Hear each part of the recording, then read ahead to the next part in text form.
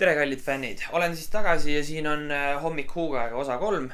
Natukene olen siin slanginud selle YouTube'i asjaga, sest et mul ei olegi ühtegi vabandust. Ma lihtsalt ei ole viitsin. Aga täna ma mõtlesin, et viitsin. Täna ma kirjutasin endale paar asja ülesse ja mõtlesin, et loen maha lihtsalt ja räägin kaamerasse. Ja siis teie seal olete lihtsalt mingi äge jutt. Aga hakkame siis peale. 2016 on meil selja taga, oli päris crazy aasta või mis? Et suht palju perses asju juhtus. 2016 aasta algus hakkas siis sellega, et jaanuaris pani El Chapo vanglast plehku. Kahjuks saadi El Chapo kinni. Minule meeldivad väga siuksed väikeettevõtjad, kes alustavad oma äriga, ehitavad selle üles ja asi toimib. Kas on see siis legaalne või illegaalne, see on juba kõigi endi otsustada. Märtsis siis oli aasta esimene pommirünnak, kui Brüsselis tapeti 35 inimest ära ja umbes 300 inimest sai vigastada, mis kahjuks ei jäänud aasta viimaseks pommi selliseks plahvatuseks. Juunis otsustasid Inglismaa vanurid, et keerame siis järgmisele generatsioonile natukene sitta ja lähme siis Euroopa Liidust ära. Ehk siis juunis oli meil Brexit. Juunis oli ka Istanbuli lennujaamas pommirünnakus suri siis 45 inimest.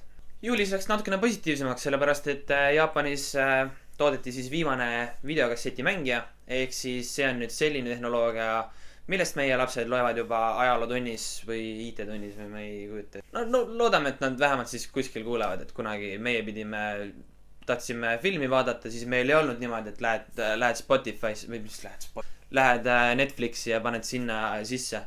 Siis sa läksid laenutasid suure karbi. Oota. Näe, vaadake lapsed, selline on videokassett. See on hea aeg, sitaks hea film. Augustis toimus meil olümpia siis Rios, mis tekitas väga palju erinevaid arvamusi, sellepärast et üks osa Riost, mis jäi nagu siuksele turistile vaatamiseks, oli tehtud ikka väga uhkeks ja kauniks, aga ka see osa, kus kohalikud Brasiilia jõmmid elavad ja möllavad, see oli selles mõttes jäeti täitsa samasuguseks ja kaeti lihtsalt siukse suure seinaga ära, et jumala eest keegi näeks, et meil siin nii perses asi tegelikult on. Novembris toimus siis, miks ma käed niimoodi? Novembris juhtus siis see asi, kui 63 inimest umbusaldas Taavi Rõivast ja ütles talle, Taavi, tõmban. Ja novembris juhtus ka minu arust aasta kõige õnnetus, kui Brasiilia terve jalgpalliklubi sats siis kukkus lennukiga alla.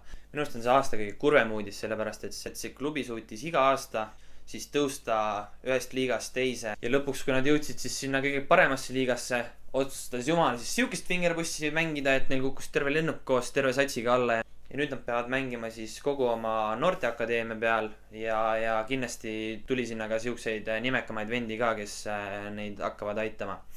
Detsembris juhtus järgmine lennuõnnetus, kui Soosis kukkus siis lennuk alla koos igasuguste venelannadega, millest on ka loomulikult väga kahju. 2016 oli ka selline aasta, kus paljud inimesed surid. Kindlasti Muhamed Ali on üks vend, kes väärib kindlasti mentionit. Gene Wilder, kes on tegelikult väga andekas näitleja, aga keda kõik teavad sellena, et ta oli seal miimi peal. Prince läks meie hulgast ära.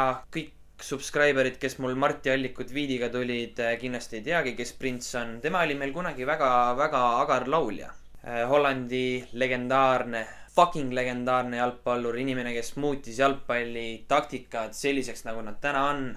Johan Cruyff suri sellel aastal kahjuks siis kopsuvähki. Johan Cruyffist on tegelikult üks hästi lahe pilt ka, ma panen selle ka siia niimoodi. Ma lihtsalt tahtsin seda näidata, see on lahe pilt. George Kennedy, Alan Rickman, David Bowie ja kindlasti ka George Michael.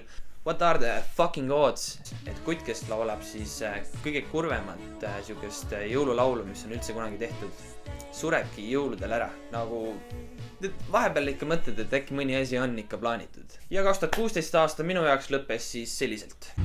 Läksime Tallinnasse. Tõsi, jah? Haige värk raisk. Soovime kõigile head uut aastat ja...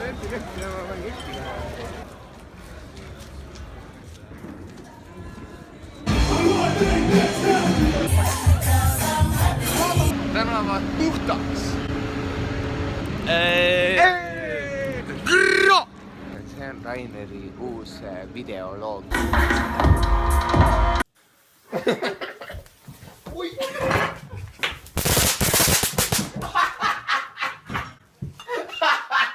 aga lähme siis saatega edasi. Et me oleme kõik armastanud, me oleme kõik lahku läinud ja lahku läksid ka Meek Mill ja Drake. Lahku läksid Meek Mill ja Nicki Minaj. Minust on naljaks, kui niisugused meiesugused lihtinimesed siin lahku lähevad, siis meie siuke post-breakup rituaal on selline, et sa oled kurb, arvatavasti kassid, sitaks, oled kodus, mõtled vanade aegade üle. Aga samas ma mõtlen, kui sa oled Meek Mill, siis sul on arvatavasti suhteliselt pohku, sul on nii palju väljundeid, kus sa saad oma nii-öelda endist tüdrukut tunnustada, sest et sa võid fucking kõike teha, nagu mida perset. Võib-olla tõesti, kui ta on nagu väga-väga messed up sellepärast, et Nicki Minaj oma suure pepuga ta maha jättis, siis on muidugi kurb, isegi kui tal mega palju plekki on, sest et raha ei tee õnnelikuks. Rainer, pane ära oma jutumärgid, raha ei tee õnnelikuks. Aga ma arvan, et Meek saab üle, ta on viimasel ajal küll natukene kurb olnud, see väljendub juba tema Instagramist, aga soovime kõikide meeste poolt Meek Millile siis sa saad sellest üle Milli, Meek Milli. Sellel nädalal meil suuri muutusi ei ole tulnud. Ainukene suurem happening, mis seoses selle channeliga juhtus, oli see, et meie kõigi lemmik YouTuber Martti Allik retweetis minu videot. Aga ma ei näe 13-aastaste tüdrukute merd. Et midagi ma teen ikkagi valesti. Nii et aitäh sulle, Martti, ja aitäh ka selle eest, et vastasid küsimusele, mis on minu peas tegelikult juba nädalaid olnud. Kas sina ja Liina olete koos? Üks asi on see, kui sa eeldad, vaatad, inimesed on õnnelikud, inimesed naeravad. Inimesed ütlevad üksteisele ilusaid asju. Mina toon sulle hääli Eurovisioonil. Jaa, küsimus. Sa saagi, tea mis mina ütlen selle kohta või? Mina ei too talle mitte mingid hääli. Tema ise toob endale kõik hääled. Ai jumal, Martti, ära niimoodi tee rohkem. Ära tee niimoodi rohkem. Niimoodi, see on liiga. See on veits liiga, Martti. Ja kuna ma vaatan, et iga endast lugupidav YouTuber teeb ka valmis oma siis särgikese, siis inspireerituna Martti Allikust lähen mina ka seda teed pidi, nii et must ja valge vakstupea särk on varsti juba pre-orderina saadaval. Kes tunneb huvi, kirjutage mulle, kohe prindime valmis.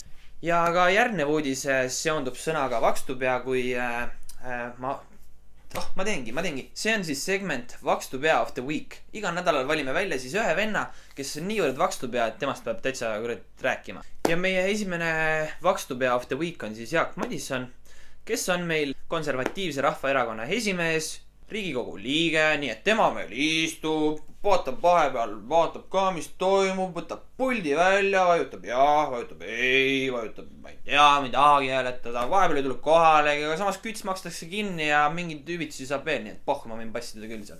Jaak on täitsa pullvana, Jaak on sävits. Aga üks asi, mis mind natukene närvi ajas, oli see, et Jaak siis tweetis sellise tweedi. Nii nunnu, et mis Helsinki pole mitte heledapäine sinisilm, vaid neeger, kes kahtlemata on ületamatu näide sallivusest ja võrdsusest. Meil on aasta 2017. Me oleme seda rassismi nussi ajanud juba, ma ei tea kui kaua aega. Ma ei ütle, et Jaak Madison on rassist, sest siukest asja ma ei hakka eluses videos ütlema. Ma lihtsalt ütlen seda, et ärge tehke fucking asja sellest, kui keegi on must ja kui keegi on valge. Siin ei ole vahet, mis värvi on kellegi fucking nahk. Kuidas see nagu reaalselt. Ja teine asi, miks Jaak täielik vakstupea ikkagi on, siis sellepärast, et kui Jaagule midagi vastu kirjutada, siis reeglina ta soovitab sulle validoliidi võtta. Validoliidi. Riigikogu liige peaks natukene vaiksemalt võtma, sest et mina olen siuke 800 followeriga vend Twitteris. Mina võin paukuda kõige palju ma tahan, sest ma ei ole mitte keegi. Sina oled Riigikogu liige ja sa oled nii palju sitta seal. Come on, mees.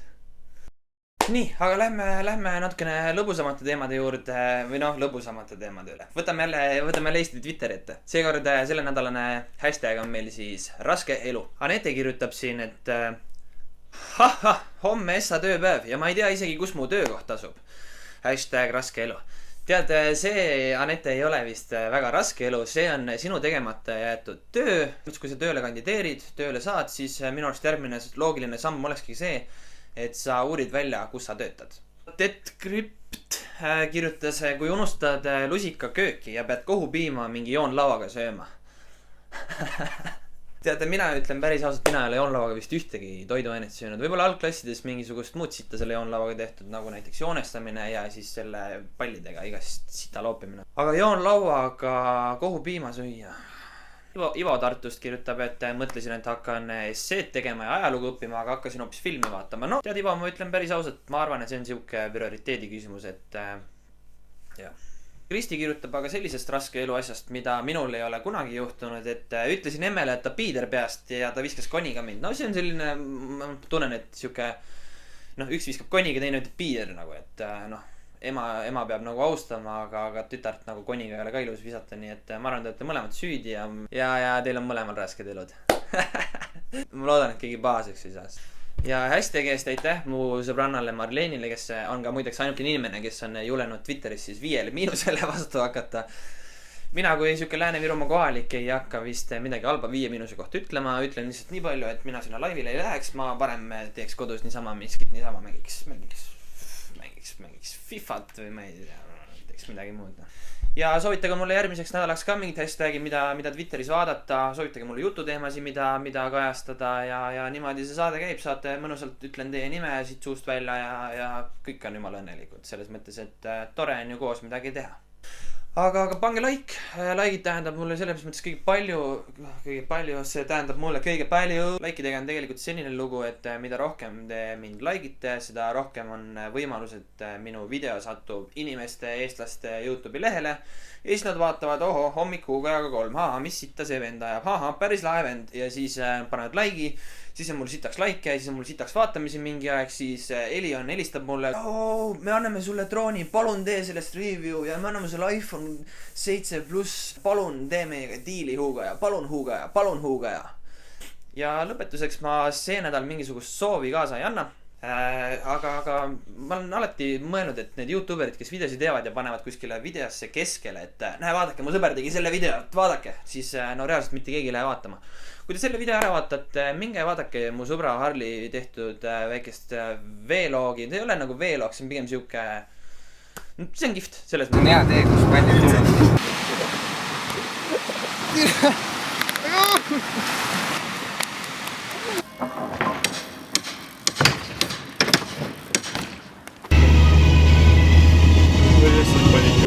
See on minu elu üks parimaid päev. Me teeme seal rattaga trikke, me ajame seal niisama mingit paska. Harli filmib sitaks hästi, ta paneb mõnusat muusikat taha, ta on jumala äge vend selles mõttes, et kui selle video ära vaatate, minge vaadake seda videot ka.